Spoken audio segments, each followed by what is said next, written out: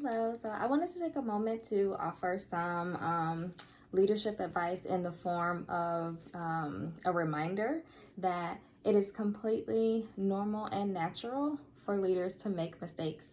I had the opportunity over the last couple of days to help to facilitate a conference for women who are leaders in higher education.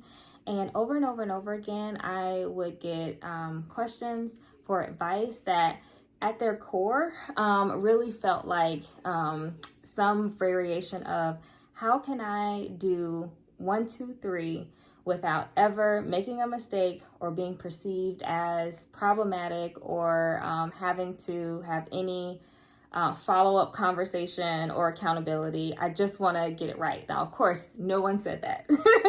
And that is not something that traditionally we even think it's not something that's traditionally like at front of mind when we're trying to figure out how to solve a problem.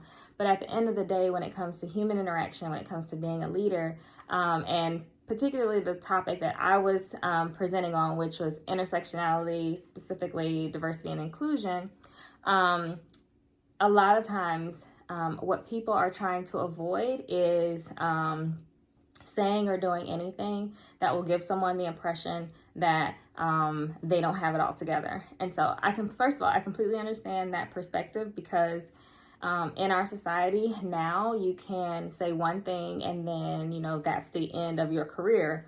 And so I'm not suggesting that it's not reasonable to have this concern, to have a desire to get it right and to ask for advice so that you won't say the wrong thing or, jeopardize people's opinions or perspectives of you. But what I am saying is that as leaders, it is really important that as we move the culture and move the conversation forward, it's really important that we begin to figure out a way to help people to feel comfortable making mistakes. And then also make sure that we start to role model alternatives after a mistake is made. Here are two or three steps that can be taken to resolve that.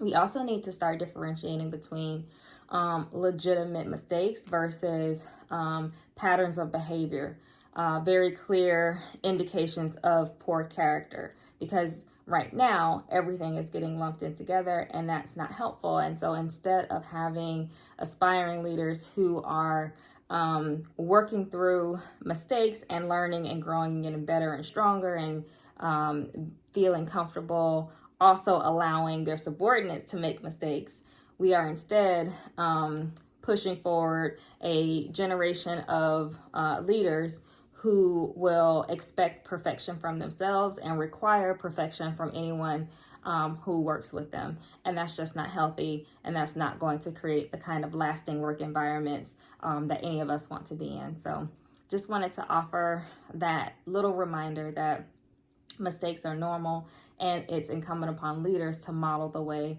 of recovering from the mistake.